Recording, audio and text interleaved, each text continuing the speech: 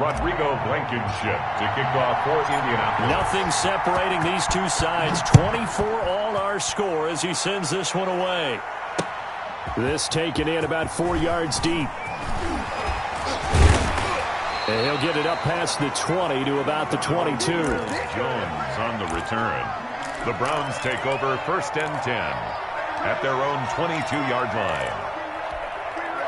The Browns drive about to get started. Well, they just gave up the score to tie it. That's the bad news. The good news, plenty of time in this 4th quarter to try to grab that lead back.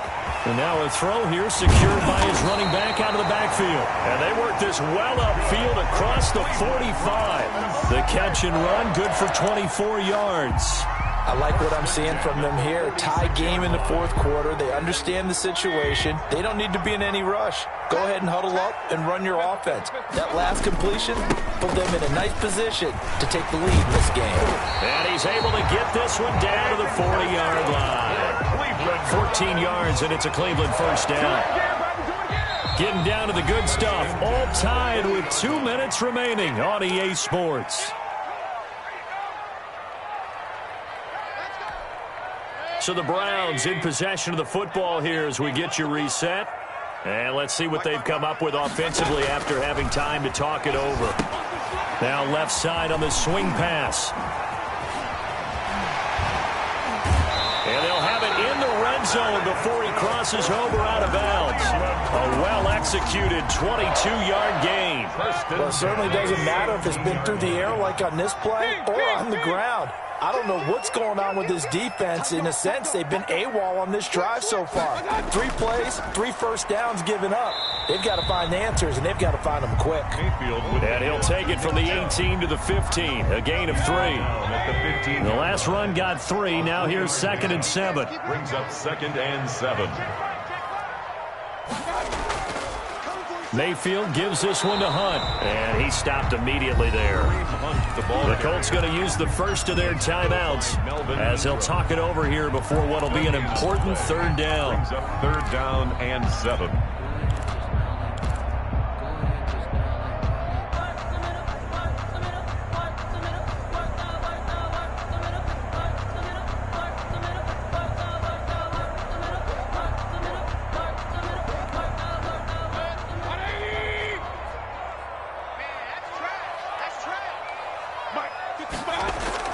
And now Mayfield on the bootleg. And he gets it to his running back, Nick Chubb. And he'll get inside the 10, but he's short of the line he needed. Now the Colts going to burn the 2nd of their timeouts as the clock will stop with 1:06 left to go in the game.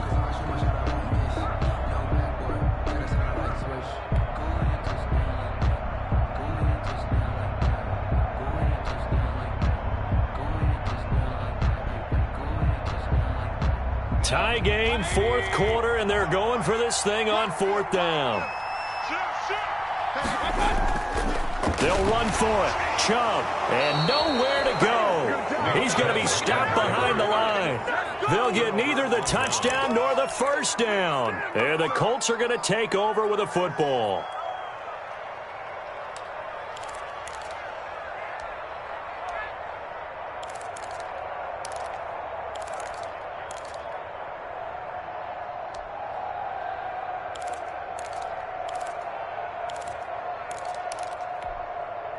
The Colts come to the line ready to start their next drive. They've got work to do, but they do still have a bit of time here. And they've got to feel comfortable with that, but they have all their play sequences called. If they get out of bounds, that allows them to huddle and call another play. But if they don't, it's hurry up to the line of scrimmage and either spike it and stop the clock or continue to move it downfield in order to try and get in range and win this game. See if they can do just that. Able to get 7 on that first down pass play. 2nd and 3.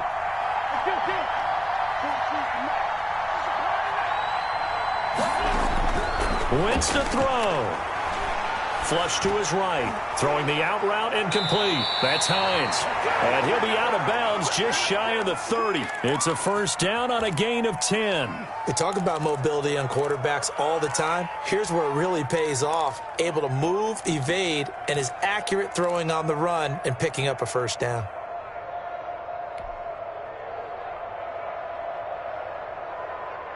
Here we go.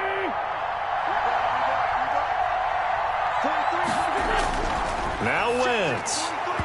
And the coverage terrific there as that's knocked down and incomplete. Certainly appeared to take away his first read, and by the time he tried to look elsewhere and find an open target, the coverage was too good. That one falls incomplete. Here's 2nd and 10 now from the 29.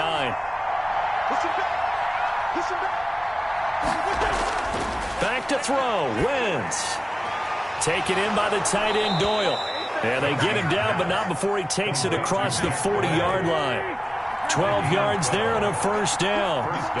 Colts. To throw is Wentz. Eluding the pressure right. And he fires one incomplete. He was looking for his running back, Nyheim Hines. And that'll bring up 2nd down. They certainly did a nice job improvising there, extending the play, hoping someone would come open downfield, but they never did.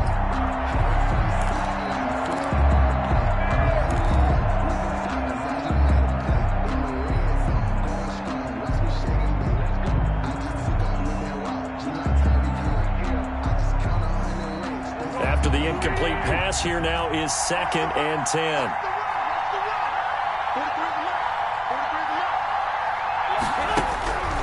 Now Wentz again. Flushed out right. He's going to take off with it. It's just a gain of a couple there on the scramble, and now it's 3rd down. How about a tip of the cap to the defense? They're working against a very mobile quarterback, but all day long they've kept him under wraps. And on that play, they held him to a short gain.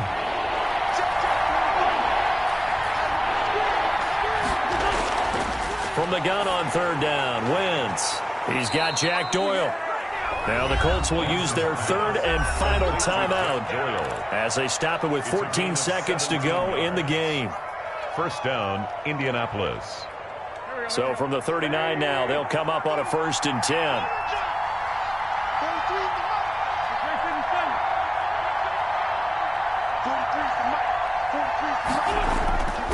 Working from the gun, Wentz. He's got his target. That's Zach Pascal. And brought down, but not before they're inside the 25. 17 more yards. They had 17 on the previous snap as well. And here in overtime, if the team that receives the ball scores a touchdown, it's over. If they don't, we can still have some more football. That's exactly right. If they go down and kick a field goal, the other team gets a possession to either match it or score a touchdown to win the ball game. If both teams kick field goals, the next team to score wins. But if the receiving team throws a pick six or fumbles the ball and it gets picked up by the defense and they score, the game is over at that point. So we're right back where we started, all even as the kick's away. And that one will bounce out of the back of the end zone, so we will start here at the 25.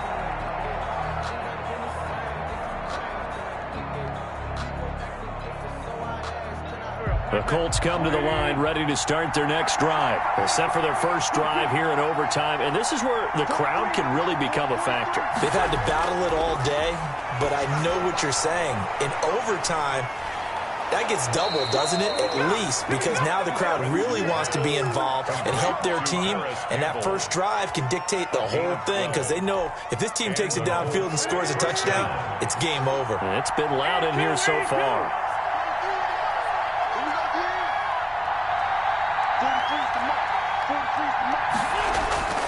Wentz now on first down. Over the middle here, it's Hilton. And he's dropped right at the 40. Gain of 3.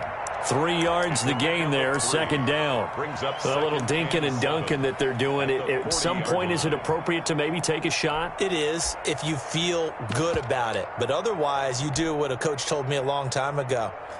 Take what they give you, but make them tackle. In other words, get it to one of your guys in space. If he makes someone miss, that could turn into the big play you're looking for.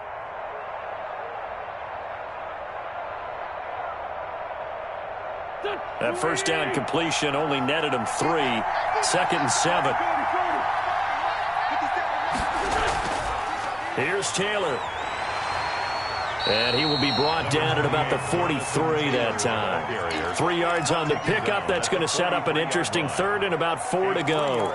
Not a whole lot there. The defense was ready, it looked, for that run-pass option. You get the sense the next time he has that opportunity, he may keep it himself and get to the perimeter. Probably owes his back a little bit of an apology on that one, huh? It's 3rd and 4. Big play here, trying to keep this opening drive of overtime alive. Again, it's Taylor. Just a yard on the run there, and that's going to bring us to a 4th down. Decision time now on 4th and about a yard and a half. I can still hear my high school coach, John Ford, right now. I want my #1 play with my #1 runner over my #1 blocker. Get me the first down. But some may very well say, punt this thing away, pin them down deep, and play field position. They'll go for it. It's Wentz. Got an open man. That's Campbell. And he's got the first down yardage there as he takes it just across midfield.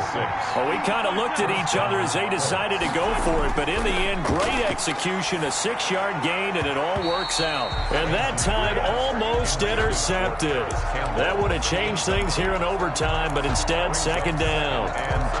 They've given up a few first downs on this drive, but getting the incompletion there, that should give them something to build on and maybe turn the tide.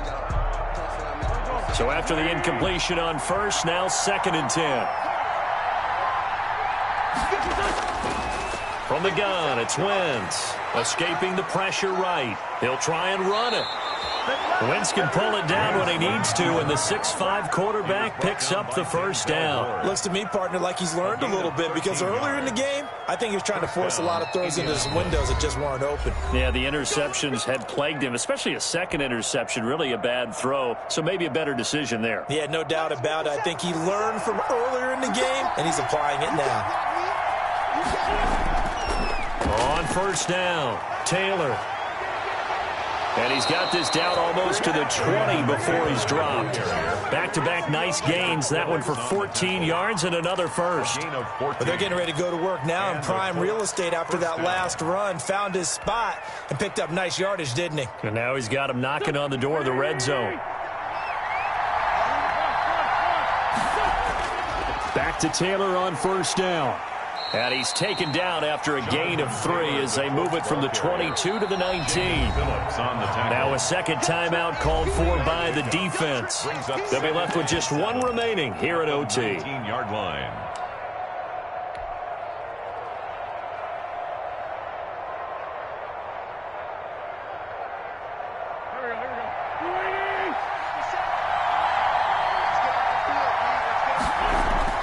On 2nd and 7, Wentz. He'll drop this down to Taylor. And he is in for the score. And it is absolute stunned silence here as they win it on the road in overtime.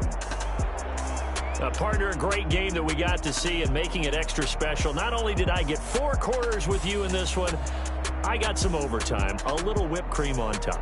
Look at you, trying to make this whole thing palatable. I just want you to pay for my meal later. You really just wanted 4 quarters, what you wanted. But how much fun was that? We had that type of a game where we got us to overtime, and then we get the dramatic ending to finish things off as well. What a game.